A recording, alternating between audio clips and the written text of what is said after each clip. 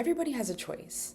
You can choose who you'd like to be, what you'd like to do, where you'd like to go, what you'd like to say. And having these choices gives you power. Let's talk about how we're able to use some of that power. So in a classroom, some might wonder, how could students have power? What type of power can they use to be effective communicators and talk with their peers and professors? So me personally, I think that students have referent power. This is a power where those who are respected and well liked are given powers by their other classmates or other peers or just people in general.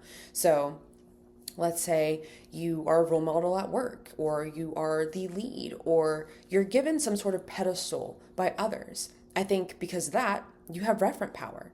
And students are able to use this if they'd like to communicate more effectively with their peers or to take initiative, essentially just to have an impact. And we can see this with professors and how they're able to treat those students who want to put their best foot forward.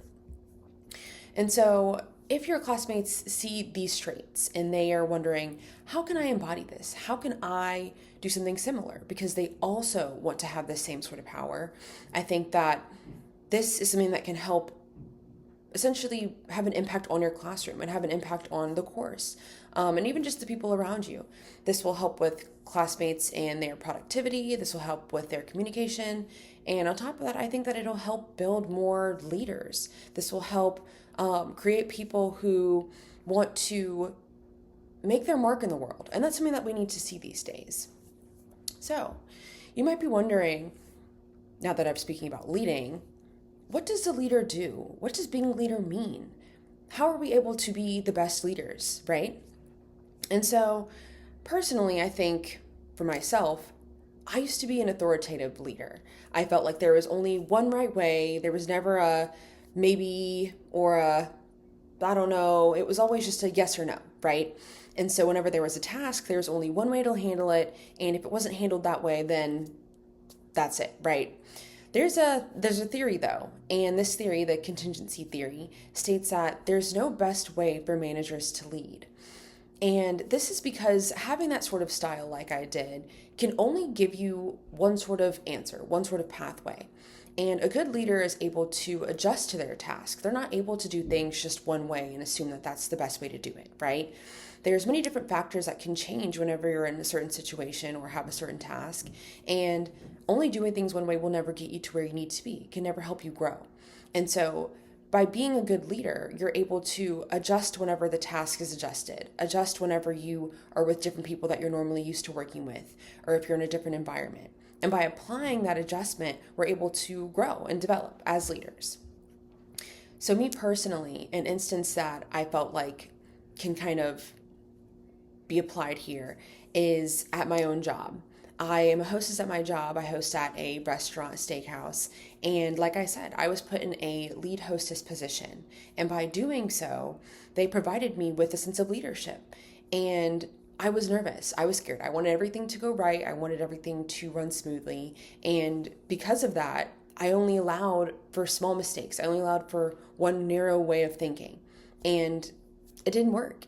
I was running into issues no matter what I did, and it felt like I was kind of getting in a roadblock because I'm doing everything that I'm supposed to. I'm abiding by all these rules, and for some reason, there isn't a good outcome. So what did I do? I changed the way I was thinking. I changed the way that I led.